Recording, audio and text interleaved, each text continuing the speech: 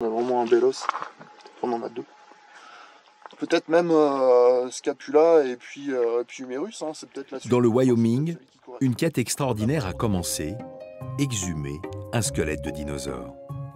Tous les salariés du Muséum de Nantes ont embarqué dans l'aventure, comme Denis Demare, l'un des responsables de cette mission aux États-Unis.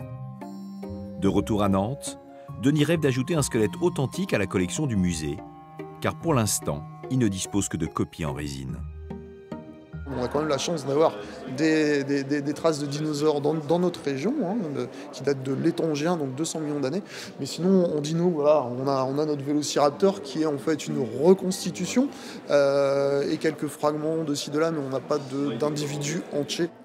À l'origine de ce pari fou, il y a Philippe Guillet, directeur du Muséum de Nantes. Ouais, celui-là est parti ici, dans toute cette partie-là, il y a de l'os. Ça veut dire que le reste de la bestiole, il est dessous.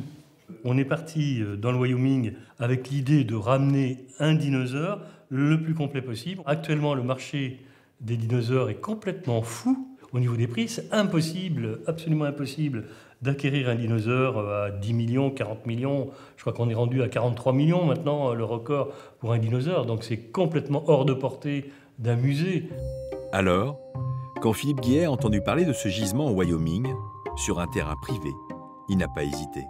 On va dégager donc tous les ossements, on va compléter ceux qui pourraient manquer, parce qu'on n'a jamais un animal complet, donc on est obligé de reconstruire l'animal avec des éléments par symétrie. Par exemple, si on a un fémur droit, par symétrie, on est quand même en capacité de reconstituer le fémur gauche, qui sera lui en résine.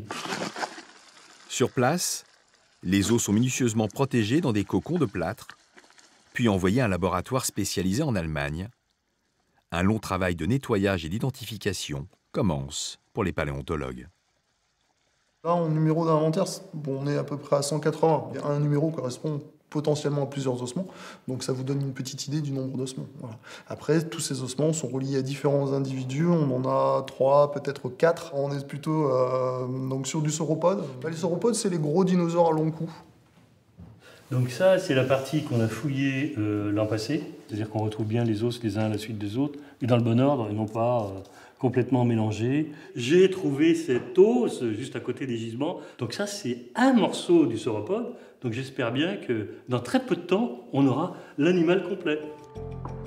Philippe Guillet va peut-être gagner son pari, avoir un vrai squelette de dinosaure, une pièce spectaculaire, de quoi faire rêver pour la réouverture du musée, prévue en 2029.